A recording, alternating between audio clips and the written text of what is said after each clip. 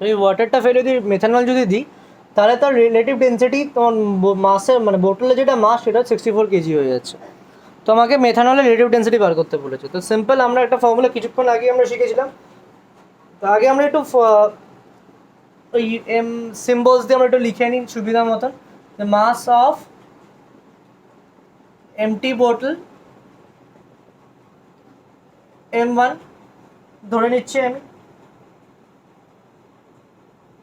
খুব সিম্পল ব্যাপার, যেটা আমাকে বলেছে বা 32 kg। খুব ভালো কথা। এবার আমার মাস অফ M1 যা আছে তাই বলছে, মাস এমটি বোতল, মাস অফ বোতল filled with water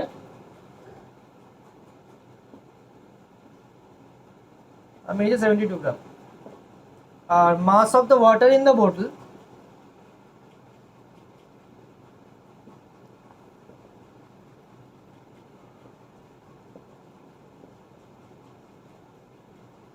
-72 32 gram, that is equals to 40 gram. আর mass of bottle when filled with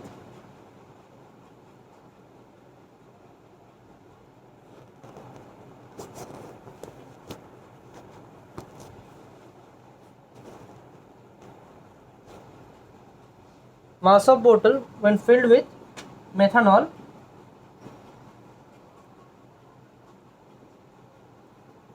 হচ্ছে তোমার কত বলে 64 gram. Mass of the methanol in the, তাহলে শুধু আমি যদি মেথানলে যদি মাস বার করতে চাই, মাস অফ দ্য মেথানল যদি শুধু বার করতে চাই তাহলে সেটা তোমার কত হবে? এটা অবভিয়াসলি হবে যে 64 minus mass of the empty বোতল 32, ওরে আমার পেলাম 32 গ্রাম।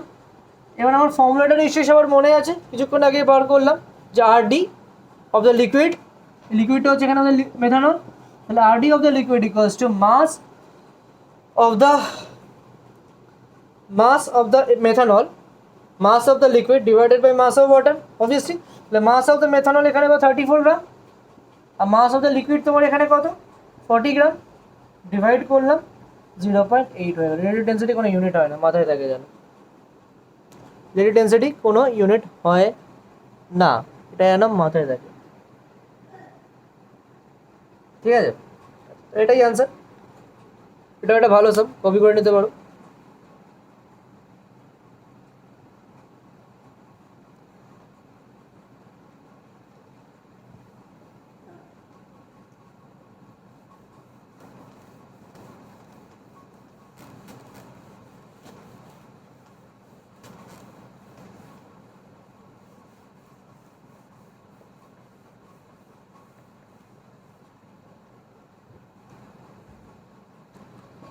নিউমেরিক্যালসগুলো একটা কাজ করে কপি করে নিই, খুব ইম্পর্টেন্ট নিউমেরিক্যালস, সবকটা নিউমেরিক্যালস কপি করে নিই না, আমি নিউমেরিক্যালস করতে দেবো এই ক্লাস ওয়ার্কে, তো মানে ক্লাস ওয়ার্কে মানে হোমওয়ার্কে অ্যাকচুয়ালি, তো সেইগুলো জন্য কিন্তু এই অঙ্কগুলো না জানলে কিন্তু করতে পারবে না।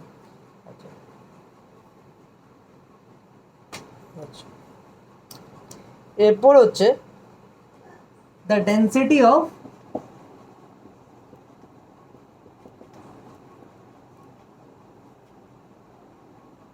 মার্কারি, ডেন্সিটি বলে দিয়েছে, is 13,586 KG per metre cube. আমাকে রিলেটিভ ডেন্সিটি বার করতে বলেছে, find X relative density, third sum. আচ্ছা, তো আমরা কি জানি RD equals to density of the substance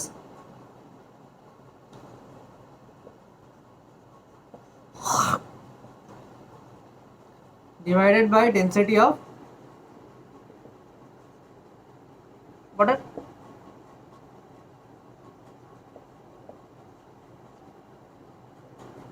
তো আমার ডেন্সিটি অফ সাবস্টেন্স কত বলেছে? 13,586 8 বলে দিয়েছে। আর density of water at 4 degree Celsius কত? 1 গ্রাম পার সেন্টিমিটার কিউব। এখানে কত নেবো? এখানে কি 1 গ্রাম পার সেন্টিমিটার কিউব নেবো? নেবো না, বিকজ এখানে কেজি পার মিটার কিউব আছে। তাহলে এখানেও আমাকে কেজি পার মিটার কিউব নিতে হবে। তাহলে আমরা জানি কি 1 gram per centimetre cube equals to 1000 KG per metre cube. KG per metre cube কেটে গেল, কেটে গিয়ে তোমার এখানে যদি আমি যদি ক্যালকুলেশন করি তাহলে আমার আসে 13.586। রিলেটিভ ডেন্সিটি কোনো ইউনিট হয় না, এটাই তোমার রিলেটিভ ডেন্সিটি। বলতে পারলাম? পরের সাম পেজে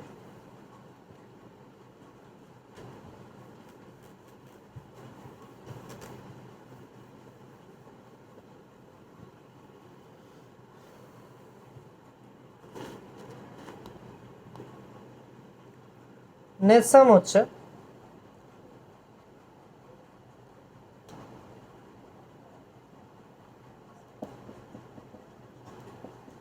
find the RD relative density of a piece of food of mass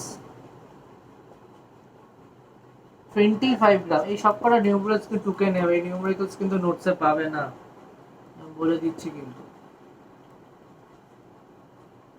29.4 centimetre cube. তো আমাকে এখানে মাস বলেছে, ভলিউম বলে দিচ্ছে, আমাকে রিলেটিভ ডেন্সিটি বার করতে হবে। তো আমরা জানি আগে কি বার করতে হবে, আগে আমাকে আমাকে ডেন্সিটি বার করতে হবে। ডেন্সিটির সাথে রিলেটিভ ডেন্সিটি মাল্টিপ্লাই করে দিই, তাহলেই আমি সরি কী সব বলছি, ডেন্সিটি ইকুয়ালস টু যদি বার করতে চাই তাহলে, আচ্ছা আগে একটু পরপর বলি, একবারে যাওয়া উচিত না। তো ডেন্সিটি আগে বার করি। ডেন্সিটি আমি জানি মাস বাই ভলিউম। আমরা জানি ডেন্সিটি ইকুয়ালস টু তোমার মাস বাই ভলিউম। তো ডেন্সিটি আগে বার করি, ডেন্সিটি অফ ফুড বার করি। Density of the food equals to mass হচ্ছে তোমার 25 ডিভাইডেড বাই 29.4। তাহলে যদি ডিভাইড করি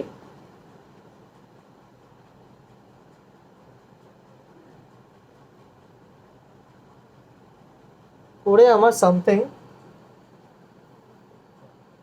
উঠে আসছে, অ্যাপ্রক্সে নিচ্ছি আমি আনসারটা, অনেক বড় হবে আনসারটা। 0.850 গ্রাম পার সেন্টিমিটার অ্যাপ্রক্স নিয়েছি ভ্যালুটা, অনেক বড় আসে অ্যাকচুয়ালি। যাই হোক, এবার আমরা কি জানি? আমরা জানি যে আরডি ইকুয়ালস টু, আমরা কিছুক্ষণ আগে একটা ফর্মুলা শিখেছিলাম, সেটা হলো যে আমরা ডেন্সিটি থেকে density of a substance, density of অন্য পেন দিয়ে চালি করছে, density of a substance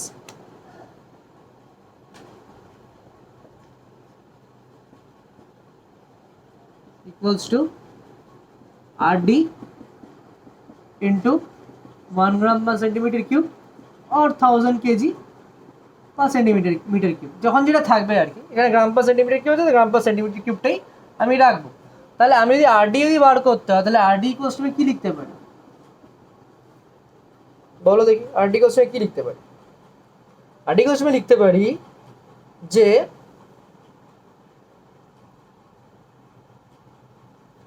density of a substance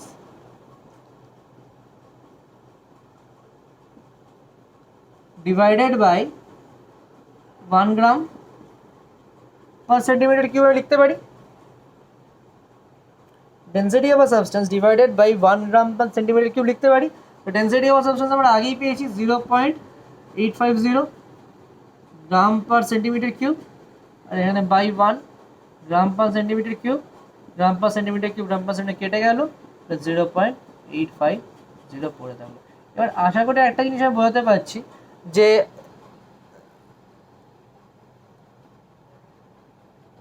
my god, নিচের দিকে কিছু দেখাই যাচ্ছে না, দাঁড়াও।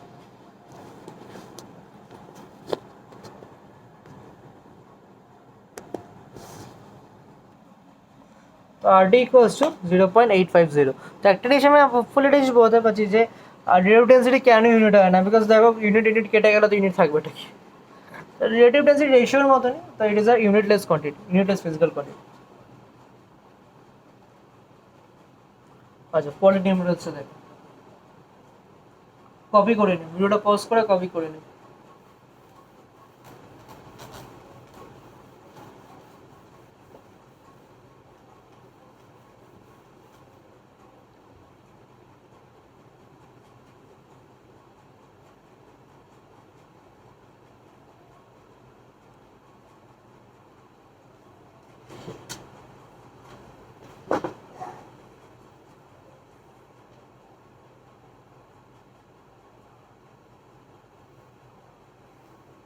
আচ্ছা, তারপর যে পরের অঙ্কটা সেটা হলো যে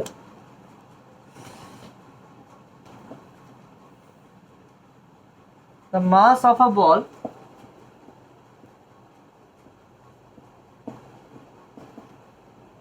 is 125 গ্রাম। তো বলেছে what would be its volume, what would be its volume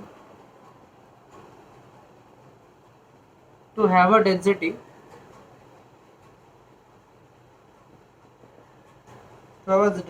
of 0.500 gram per centimeter cube. Also find its density in SI unit and its relative density.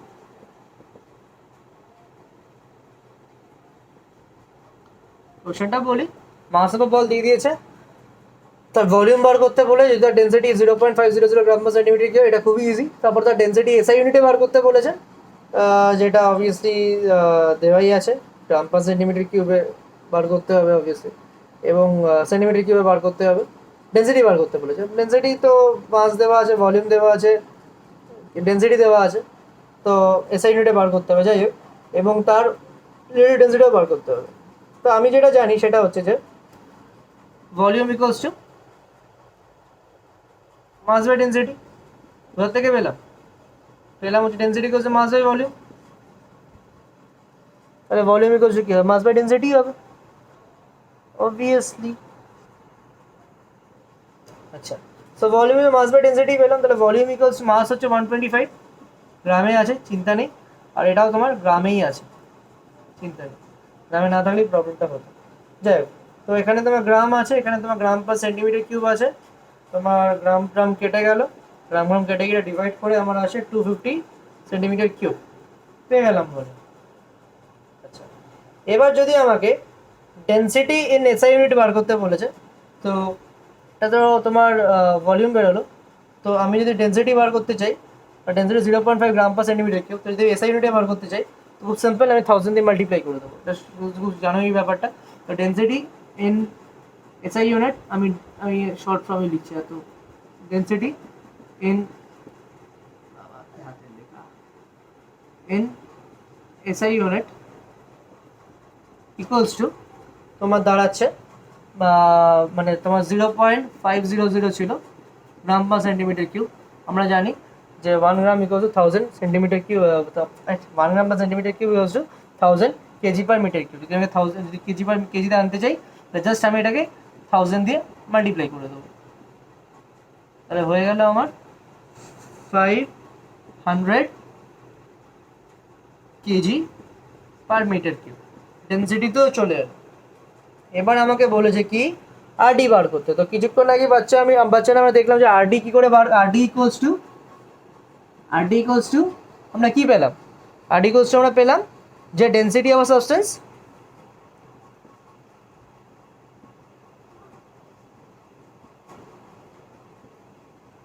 Divided by density of water. দেখা যাচ্ছে তো, density of water at 4 degree Celsius obviously. So আমরা density of substance পেয়ে গেছি। কোথায় লিখি, এখানে লিখি, তাহলে আমি দেখো আরডি ইকুয়ালস টু ডেন্সিটি পেয়ে গেছি, ডেন্সিটি আমার কত, ডেন্সিটি অফ সাবস্টেন্স পেয়ে গেছি 0.500 গ্রাম পার সেন্টিমিটার কিউব। আর density of water at 1 degree 1 gram per density of water at 4 degree Celsius কত? 1 গ্রাম পার সেন্টিমিটার কিউব। এবার তুমি যদি এখানে কেজি পার মিটার কিউব চাইলে কেজি পার মিটার কিউব বসাতে পারো, মানে তুমি এই ভ্যালুটা বসাতে পারো চাইলে। যদি কেজি পার মিটার কিউব যদি বসাও তাহলে তোমার এখানে 1000 metre kg per metre cube তোমাকে বসাতে হবে। তো এখানে দেখো গ্রাম পার সেকেন্ড কেটে গেল, কেটে তোমার রিলেটিভ ডেন্সিটি এটা গেল, সেটা হলো 0.50